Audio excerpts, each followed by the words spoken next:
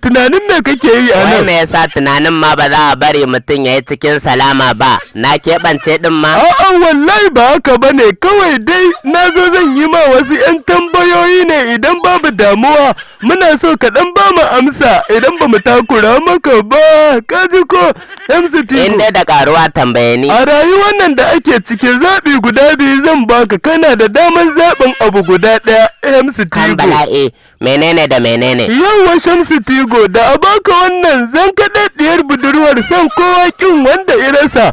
Sannan kuma da baka wannan buhun garin wanda ka fi so. Kai, na fi son wannan garin kwakin original. A'a, ko dai baka gane tambaya ta bane.